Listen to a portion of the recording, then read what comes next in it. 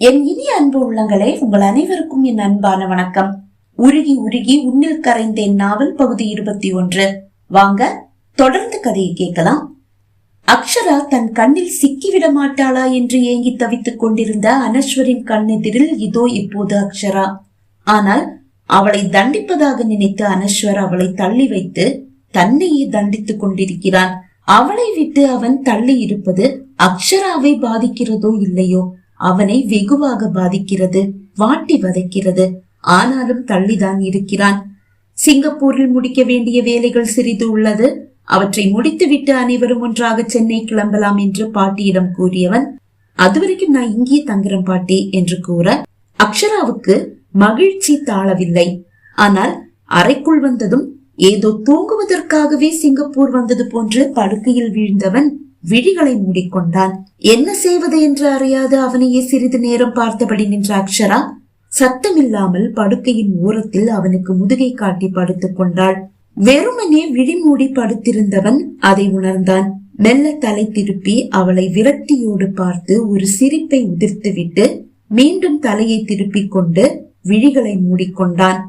காலை எழுந்ததும் அறக்க பறக்க தயாரான அனஸ்வர் புறப்பட தயாராக டீயோடு அறைக்கு வந்த அக்ஷரா அதை அவனிடம் நீட்ட எதுவும் கூறாமல் அதை வாங்கி கொண்டவன் 2 முறை டீயை மெல்ல பருகிவிட்டு, டீ சூப்பரா இருக்கு என்றான். மிகுந்த உற்சாகத்தோடு தேங்க்யூ என்றாள். நீ போட்டதா? நான் பாட்டி போட்டாங்கன்னு நினைச்சுல, அவங்க மனம் நோக கூடாதுன்னு சூப்பரா இருக்குன்னு சும்மா சொன்னேன். ஏதோ சுமாரா இருக்கு, குடிக்கலாம்.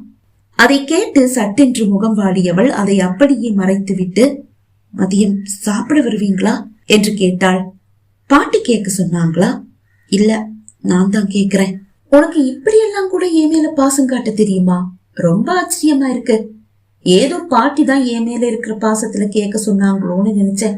அவளை கேலி செய்த அனஸ்வர், எனக்கு ஒரு மீட்டிங் இருக்கு, அங்கேயே ஃபுட் எல்லாம் அரேஞ்ச் பண்ணிருக்கேன், அதனால மதியம் வர முடியாது. அப்படின்னா நான் ஆபீஸ் போகவா? அது உன்னுடைய விருப்பம். என்கிட்ட கேட்டுட்டா நீ வேலைக்கு சேர்ந்த? இல்லதான், என் தம்பி படிப்பு இருக்கே, அவனுக்காக நான் வேலை பார்த்துதானே ஆகணும். உங்களுக்கு பிடிக்கலன்னா நான் வேலையை விட்டுடுறேன். ஆனா என் தம்பியையும் சேர்த்து நீங்க பாத்துக்க வேண்டியதா இருக்கும். அதுக்கு முன்னாடி கொஞ்சம் வேலைகள் இருக்கு, அத முடிக்கணும். அதனால நம்ம இங்க இருந்து போற வரைக்கும் நான் ஆபீஸ் போய் தான் ஆகணும். உன்னை பாத்துப்பேன்னா உன்னுடைய தம்பிய பாத்துக்க மாட்டேனா? அத நீ என்கிட்ட கேட்டுதான் தெரிஞ்சுக்கணுமா? அப்படின்னா நான் வேலையை விட்டுடுறதா சரவணன் சார் கிட்ட சொல்லிடுறேன். அதுதான் நல்லது. நீ இங்கேயும் நான் சென்னையிலயும் இருந்தா நல்லாவா இருக்கும். ஆனா நீ வேலைக்கு போக ஆசைப்பட்டா சென்னை வந்ததுக்கு அப்புறமா அங்கேயே ஏதாவது வேலை தேடிக்கலாம். நீ விரும்புனா நம்ம ஆபீஸ்லயே கூட வேலை பார்க்கலாம். சொந்த காலில நிக்கணும்னு எல்லாருமே ஆசைப்படுவாங்க. அப்படி நீ ஆசைப்பட்டா கண்டிப்பா நான் அதை தடுக்க மாட்டேன். நீ வேலைக்கு போகாட்டி கூட உனக்கும் உன்னுடைய தம்பிக்கும் பாட்டிக்கும் எந்த குறையும் இல்லாம நான் பாத்துப்பேன். அதுல உனக்கு எந்த சந்தேகமும் வேண்டாம் என்று கூறியவன் புறப்பட, டிஃபன் ரெடியா இருக்கு, சாப்பிட்டுட்டு போங்க. இத பாட்டி சொல்லல, நான் தான் சொல்றேன். எனக்கு உங்க மேல அக்கறை இருக்கு, பாசமும் இருக்கு. ஆனா எனக்கு அப்படி தெரியலையே. அவள் அழுது விடுவாள் என்று அவனுக்கு தோன்றியது. அவள் முகம் அந்த அளவு மாறிவிட்டது. நீங்க காதலிச்சது அகல்யாவை தானே? அவ கூட இருந்தா தானே நீங்க சந்தோஷமா இருப்பீங்க. அப்படி நினைச்சுதான் விலகி போனேன். மத்தபடி எனக்கு உங்களை ரொம்ப பிடிக்கும். எனக்கு இப்பவும் அப்படி தோணல என்றவன் அறையை விட்டு வெளியே வந்தான். அனஸ்வர் தம்பி, டிஃபன் ரெடியா இருக்குப்பா, சாப்பிட்டுட்டு போங்க. அக்ஷரா உங்களுக்காக பார்த்து பார்த்து சமைச்சு வச்சிருக்கா. உங்க வீட்டுக்கு வந்துட்டா இப்படி உங்களுக்கு சமைச்செல்லாம் கொடுக்க முடியாதுல்ல. அங்கதான் 1000 வேலைக்காரங்க இருக்காங்களே. அவளை வேலை எதுவும் செய்ய உங்க அம்மா விடவும் மாட்டாங்க. அப்படியா என்று கேட்டவன் உணவு மேஜை முன் வந்து அமர்ந்தான். அவன் பின்னால் அறையிலிருந்து வெளியே வந்த அக்ஷராவின் முகம் மலர்ந்தது. அவன் அருகில் வந்தவள் தான் சமைத்து வைத்த உணவை எடுத்து அவனுக்கு பரிமாறினாள். பூ போன்று மென்மையான பத்திரி, கோழிக்கறி, கோழி ஃப்ரை.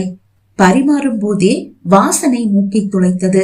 அது அவன் பசியை இன்னும் தூண்ட அவன் ஆசையாய் அதை பிட்டு உண்டான். உண்மையிலேயே சுவை அபாரம். இதோட பேர் என்ன என்று கேட்டான். பத்திரி, கேரளா ஸ்பெஷல். பரவாயில்ல, சூப்பரா இருக்கு, நல்லா சமைக்கிற என்றான். அவள் முகம் அழகாக மலர்ந்தது. டீ அவள் போட்டது என்று அறிந்ததும் ஏதோ சுமாராக இருக்கிறது என்றானே, அதே போன்று ஏதும் கூறி மனதை நோகடித்து விடுவானோ என்று பயந்தவளுக்கு மகிழ்ச்சி தாழவில்லை. அவளது அந்த மகிழ்ச்சியை ரசித்தவன், பாசத்தை மனசுக்குள்ளேயே பூட்டி வச்சா அதை என்னால எப்படி புரிஞ்சுக்க முடியும்? அதை நீ எப்ப வெளிக்காட்ட போற? என்ன சந்தோஷப்படுத்தி பார்க்கணும்னு உனக்கு ஏன் தோணல? உனக்கு அது எப்ப தோணும்? அவன் மனம் கேட்டது. உணவை சுவைத்து உண்டபடியே, நீ ரெடியா தான் இருக்கியா? நான் வேணும்னா போற வழியில உன்னை ஆபீஸ்ல விட்டுட்டு போறேனே. அவன் அப்படி கேட்டதும் அவள் மகிழ்ச்சி இன்னும் அதிகமானது. ரெடியா தான் இருக்கேன், ஒரு 2 நிமிஷம் வெயிட் பண்ணுங்க, சீக்கிரமா வந்துடுறேன்.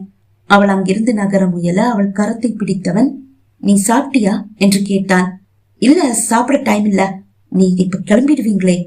நான் வெயிட் பண்றேன், முதல்ல சாப்பிடு என்றவன் அவளை தன் அருகில் அமர்த்தி தட்டு ஒன்றை எடுத்து வைத்து அவனை அவளுக்கு பரிமாறவும் செய்தான். சாப்பிடு. மகிழ்ச்சியில் அவள் விழிகள் நிறைந்தே விட்டது. அவள் உண்ண ஆரம்பிக்க அவன் உண்டு எழுந்து கை கழுகிவிட்டு பாட்டியின் அருகில் வந்து அமர்ந்தான். பாட்டி, நீங்க சாப்பிட்டீங்களா? சாப்பிட்டேன்பா, எனக்கு பிபி இருக்கு. காலையிலேயே என்ன சாப்பிட வச்சு மருந்தையும் எடுத்து கொடுத்துடுவா அக்ஷரா. அப்படியா? அப்ப மதிய சாப்பாடு? அதையெல்லாம் சமைச்சு வச்சுட்டா. அப்ப சரி பாட்டி, நைட் நம்ம வெளியே சாப்பிடலாம்.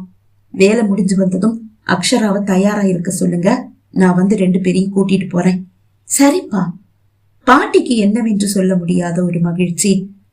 உங்க 2 பேரையும் ஒன்னா பார்க்கும்போது என்னுடைய கண்ணை பட்டுடும் போல இருக்கு. முதல்ல 2 பேருக்கும் சுத்தி போடணும் என்று கூறிய பாட்டி எழுந்து சமையல் அறைக்கு சென்று கடுகு மிளகாய் எல்லாம் எடுத்து வந்தார். இதற்கிடையில் அக்ஷரா உண்டு முடித்திருக்க இருவரையும் ஒன்றாக நிற்க வைத்து சுற்றி போட்டார் பாட்டி. 2 நாட்களில் தன் அனைத்து வேலைகளையும் முடித்துக் கொண்டு அக்ஷராவோடும் பாட்டியோடும் சென்னை கிளம்பினான் அனஸ்வர். வீட்டை அடைந்ததும் அப்பாவை அவன் கட்டி பிடித்து நன்றி கூற அவனை ஆற தழுவிக்கொண்ட அப்பா, அம்மாவுக்கு எதுவும் தெரியாது, எதையும் வெளிக்காட்டிக்க வேண்டாம் என்று கூற, சரிப்பா என்றவன் அக்ஷராவோடு மாடிக்கு சென்றான். ஆனால் அக்ஷராவை கண்டதும் முன்பு இங்கு இருந்த அக்ஷரா அல்ல இது என்று கல்பனா அம்மாவுக்கு தோன்றியது. அவளை பார்த்து புன்னகைத்தபடியே அவர் நிற்க அக்ஷராவும் அவரை பார்த்து கண் சிமிட்டி விட்டு மாடிக்கு சென்றாள். அனஸ்வரோடு அவனது அறைக்குள் அடி எடுத்து வைத்த அக்ஷரா அந்த அறையின் பிரம்மாண்டத்தை கண்டு வியந்து அப்படியே நின்று விட்டாள். அந்த அறையில் போடப்பட்டிருக்கும் மெத்தையை கண்டு அவளுக்கு இன்னும் வியப்பு. 5-6 பேர் வசதியா படுத்து தூங்கலாம் போல இருக்கு. ஒரு குடும்பமே ஒன்னா படுத்து தூங்கினா கூட இன்னும் இடம் பாக்கி இருக்குமே. அவள் முணுமுணுக்க, என்ன சொன்ன? தலையை திருப்பி அவளை பார்த்து கேட்டான் அனஸ்வர். இல்ல, ஒரு குடும்பத்துக்கே இந்த பெட்ல படுத்து தூங்கலான்னு சொன்ன. ஆமா, அதுக்கு நீதான் மனசு வைக்கணும். அவன் என்ன கூறுகிறான்? புரியாமல் விழித்தவளுக்கு விஷயம் புரிந்தது. நானா தள்ளி போறேன்? நீங்க தானே தள்ளி வச்சிருக்கீங்க. நீ தள்ளி வச்சதாலதான் நான் தள்ளி போறேன். அதையும் உனக்கு தெரியல? அது அப்போ. இப்போ அப்படி இல்லையே, அது எனக்கு தெரியணுமே. இப்போது அவன் கூறியது சுத்தமாக அவளுக்கு புரியவில்லை. என்னதான் சொல்கிறான் என்று யோசித்தாள்.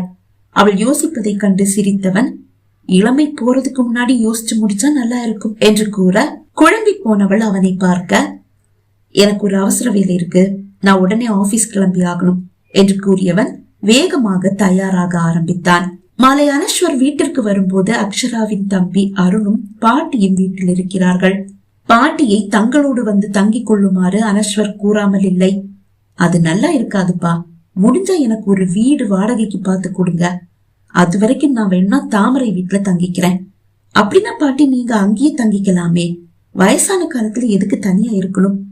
தாமரை வீட்டுல அகல்யா இருப்பாளேப்பா, அவ கூட ஒத்து போகாது என்று பாட்டி கூற, சரி பாட்டி, சென்னையில எங்களுக்கு 2 கெஸ்ட் ஹவுஸ் இருக்கு, அதுல ஒண்ணுல நீங்க தங்கிக்கங்க.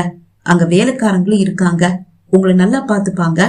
நானும் அக்ஷராவும் அடிக்கடி வந்து உங்களை பாத்துக்கிறோம் அவன் கூற, அப்படின்னா சென்னை போனதும் என்ன கெஸ்ட் ஹவுஸ்ல விட்டுட்டு நீங்க வீட்டுக்கு போங்க என்று பாட்டி கூற, அவர் விருப்பம் என்னவோ அதுவே நடக்கட்டும் என்று அவர்களும் விட்டு விட்டனர். பாட்டியையும் அருணையும் கண்டு முகம் மலர்ந்த அனஸ்வர், வாங்க பாட்டி, வா வருண் என்று வரவேற்றான். நலன் விசாரிப்புக்கு பிறகு, அருண் இப்ப உனக்கு லீவா என்று கேட்டான். இல்லாதான், லீவ் எடுத்துட்டு வந்திருக்கேன், ஒரு முக்கியமான வேலை இருக்கு. என்ன வேலை? என்னுடைய 12th சர்டிபிகேட்ல என்னுடைய பேர்ல ஸ்பெல்லிங் தப்பா இருக்கு, அதை நான் இப்பதான் கவனிச்சேன், அதை சரி பண்ணணும். நீ 12th எங்க படிச்ச? அருமானூர்னு ஒரு இடம், அங்க. அது எங்க இருக்கு? திருவனந்தபுரத்துல. ஓ அப்படியா, நாளைக்கு திருவனந்தபுரம் போகணும், அக்காவும் கூட வரணும். அதனால என்ன, கூட்டிட்டு போ. தேங்க்ஸ் அத்தான். அத்தான், நீங்க ஃப்ரீனா நீங்களும் எங்க கூட வரலாமே. இல்ல அருண், நான் இங்க கொஞ்சம் பிஸி, ஆபீஸ்ல கொஞ்சம் வேலை இருக்கு, நான் டிரைவரை அனுப்புறேன், நீங்க கார்லயே போயிட்டு வந்துடுங்க.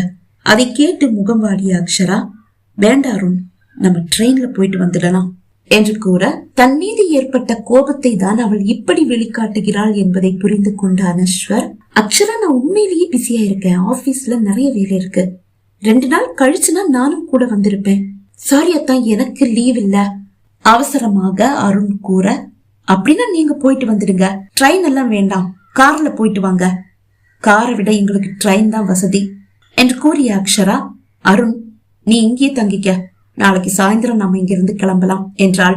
அவன் தான் லீவ் இல்லன்னு சொல்லிட்டு இருக்கான்ல, அப்புறம் என்ன ட்ரெயின்ல தான் போவேன்னு இப்படி பிடிவாதம் பிடிக்கிற? அவள் பதில் ஒன்றும் சொல்லவில்லை. சரி, அப்படின்னா ட்ரெயின்ல எல்லாம் போக வேண்டாம், காலையில கிளம்புங்க, பிளைட் டிக்கெட் போட்டு விடுறேன் என்று கூறியவன் உடனே டிக்கெட் போட்டு கொடுத்தான். அதிகாலை அக்ஷரா அருண் இருவரும் திருவனந்தபுரம் புறப்பட்டு விட்டனர். பகுதி 21 நிறைவடைந்தது. பகுதி 22 உங்களை சந்திக்கும் வரை விடைபெறுகிறேன். நன்றி, வணக்கம்.